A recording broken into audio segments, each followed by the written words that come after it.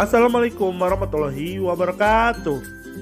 Halo semuanya, perkenalkan kami dari kelompok 4 Manajemen Sumber Daya Manusia. Kami di sini akan mempresentasikan hasil diskusi kami tentang kinerja.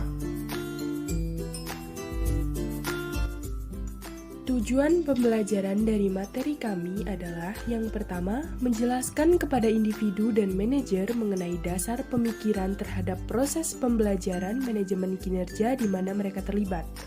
Yang kedua, menguraikan kontribusi manajemen kinerja, mengapa pembelajaran manajemen kinerja menjadi penting, bagaimana cara penyusunannya, dan manfaat bagi pegawai dan organisasinya. Yang ketiga, mengembangkan keahlian dan keterampilan pegawai yang harus digunakan dalam organisasi. Pengertian kinerja. Kinerja adalah hasil atau tingkat keberhasilan seseorang secara keseluruhan selama periode tertentu di dalam melaksanakan tugas dibandingkan dengan berbagai kemungkinan, seperti standar hasil kerja, target atau sasaran, atau kriteria yang telah ditentukan terlebih dahulu dan telah disepakati bersama. Faktor-faktor yang mempengaruhi kinerja karyawan. Yang pertama, efektivitas dan efisiensi. Bila suatu tujuan tertentu dapat dicapai, kita boleh mengatakan kegiatan tersebut efektif. Sebaliknya, bila akibat-akibat yang dicari-cari tidak penting, maka kegiatan tersebut efisien. Yang kedua, otoritas atau wewenang. Otoritas adalah sifat dari suatu perintah dalam suatu organisasi formal yang dimiliki seseorang anggota organisasi kepada anggota yang lain untuk melakukan suatu kegiatan kerja sesuai kontribusinya. Perintah tersebut mengatakan apa yang boleh dilakukan dan apa yang tidak boleh dilakukan. Yang ketiga, disiplin. Ialah taat kepada peraturan yang berlaku. Jadi, disiplin karyawan adalah kegiatan karyawan yang bersangkutan dalam perjanjian kerja dengan organisasi tempat ia bekerja. Yang keempat, ketersediaan peralatan dan barang. Dibutuhkan ketersediaan ini untuk menunjang kelancaran tugas karyawan, misalnya dengan menyediakan mesin-mesin produksi.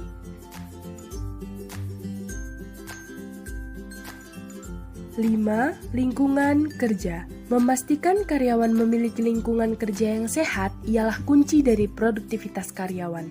Misalnya, dengan menciptakan kantor yang selaras, memenuhi kaidah pencahayaan dan sirkulasi udara. 6. Sistem komunikasi dan cara kerja memimpin. Komunikasi sangat penting untuk dilakukan. Karyawan mengharapkan memiliki pemimpin yang sportif, yaitu memiliki karakter, fleksibel, bertanggung jawab, dan dapat dipercaya. Hal tersebut mempengaruhi bagaimana karyawan berinteraksi dan berkomunikasi dalam pekerjaannya. 7.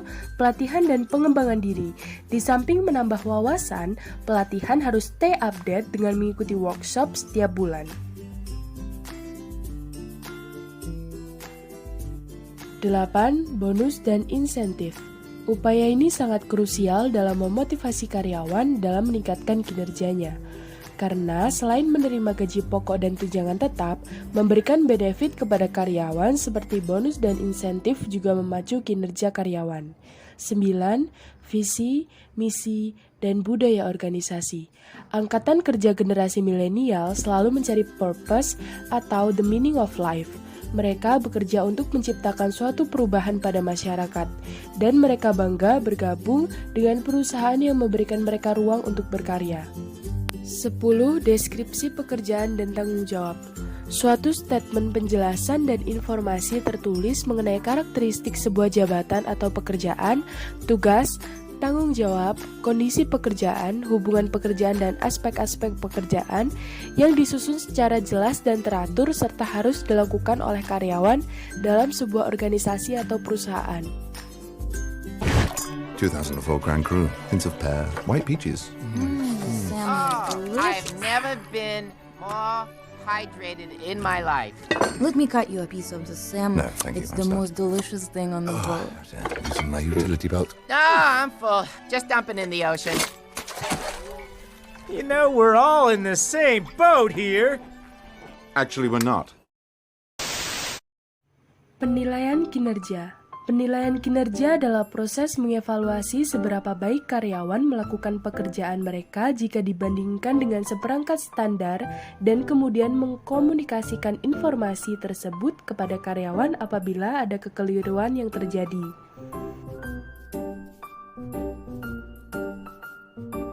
Tujuan penilaian kinerja. Yang pertama, menetapkan tujuan, sasaran, dan strategi organisasi. Yang kedua, merumuskan indikator kinerja dan ukuran kinerja. Yang ketiga, mengevaluasi kinerja dengan menilai kemajuan organisasi dan pengambilan keputusan yang berkualitas. Yang keempat, mengukur tingkat pencapaian tujuan dan sasaran organisasi. Kriteria penilaian kinerja. Kepemimpinan. Kepemimpinan merupakan keterampilan sosial yang juga menjadi indikator penilaian kinerja bagi karyawan yang memiliki anggota tim atau bawahan, seperti manajer atau supervisor. Karyawan yang memiliki leadership kuat dapat membawa pengaruh positif bagi kinerja tim, seperti menjaga motivasi anggota, mengefisiensikan pekerjaan, dan mengatasi hambatan tim lebih cepat. Disiplin. Cara mengevaluasi kinerja karyawan bisa dilihat dari kedisiplinan mereka. Disiplin ketika membuat perencanaan pekerjaannya tentu akan sangat berpengaruh terhadap ketepatan waktu dalam menyelesaikan tanggung jawab mereka. Kualitas pekerjaan. Kualitas pekerjaan adalah indikator penting dan digunakan perusahaan dalam menilai hasil kerja karyawan. Indikator ini menentukan keterampilan, kecakapan, dan tingkat kompetensi karyawan dalam bekerja. Kepercayaan diri. Kepercayaan diri karyawan dapat juga menjadi salah satu cara mengevaluasi kinerja mereka. Cara membuat karyawan lebih percaya diri dengan hasil kerja mereka bisa dengan memberikan pujian apabila memang kualitas yang diberikan sangatlah bagus. Selain itu, ketika melakukan kesalahan, berikanlah arahan agar bisa bekerja lebih baik lagi ketimbang memarahi. Kecepatan menyelesaikan pekerjaan. Kecepatan dalam bekerja bukan berarti hasil pekerjaannya ngasal. Tetap harus mengikuti standar dan punya kualitas terbaik dengan tingkat produktivitas yang tinggi. Dengan begitu, walaupun di tempat deadline padat sekalipun, mereka akan bisa menyelesaikannya sebaik mungkin. Untuk mengantisipasi hal tersebut, parameter ini perlu juga untuk menjadi evaluasi dalam penilaian kinerja karyawan. Pengetahuan seputar pekerjaan. Pengetahuan teknis seputar pekerjaan ini berkaitan juga dengan mutu pekerjaan dan kecepatan karyawan dalam mengemban tanggung jawab yang diberikan kepada mereka.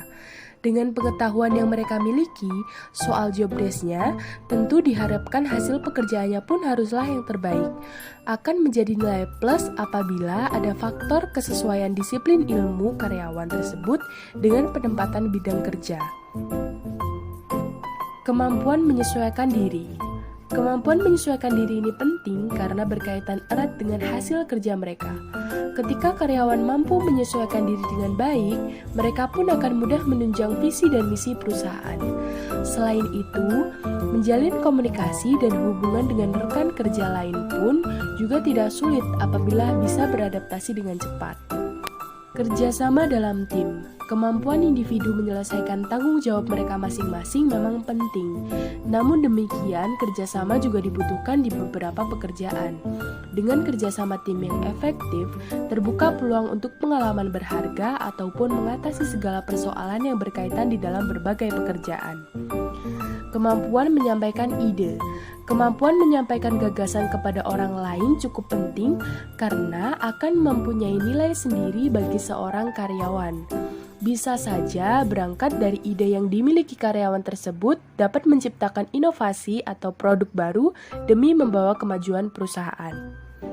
Siapakah yang akan melakukan penilaian? Yang pertama, para supervisor yang menilai karyawan mereka. Yang kedua, para karyawan yang menilai atasan mereka. Yang ketiga, anggota tim yang menilai sesamanya. Yang keempat, sumber-sumber dari luar. Yang kelima, karyawan yang menilai diri sendiri. Yang keenam, penilaian dari multisumber. Skipper, we've all the parts we need, but we're slightly behind schedule. How slightly? 6 to 9 years. 69 years? No, 6 to 9 years. Private, what happened to our thumbs? Haven't seen him since yesterday, sir. On you, Darwin! Nobody goes AWOL on my watch. Private, you're coming with me. Rico, you're coming with me. Track him down and bring him in for court-martial. That won't be necessary. We've recruited a few extra thumbs for you, Skipper.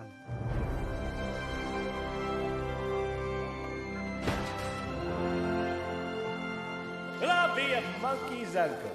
Oh, I doubt that.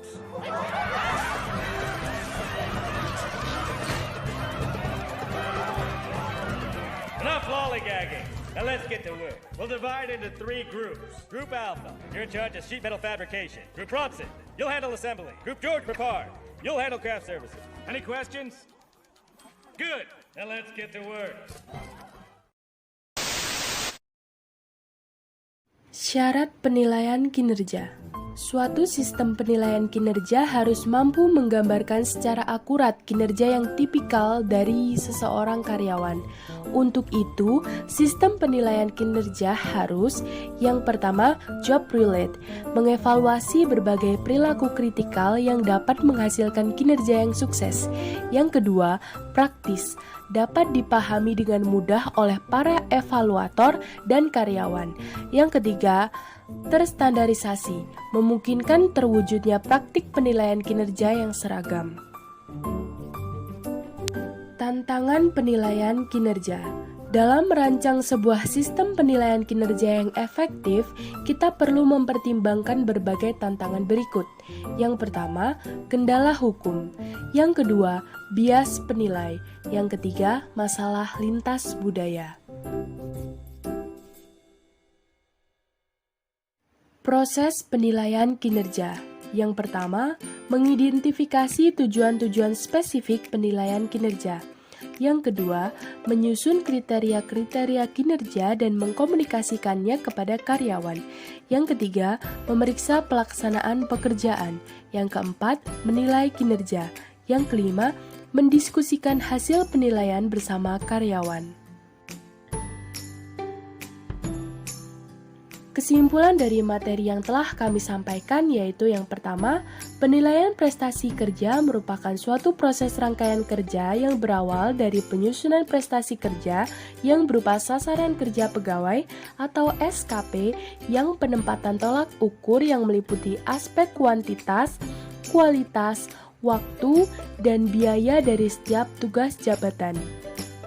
Yang kedua, penilaian kinerja sangat berperan penting bagi pegawai atau karyawan untuk mengukur kinerja masing-masing dalam mengembangkan dan meningkatkan kualitas kerja, sehingga dapat diambil tindakan yang efektif untuk peningkatan kinerja tersebut. Yang ketiga, penilaian kinerja bermanfaat bagi semua pihak yang berkepentingan dan berada di instansi atau organisasi tersebut, yaitu orang yang dinilai, pegawai atau karyawan, penilai, atasan, supervisor, pimpinan, manajer, konsultan, dan perusahaan.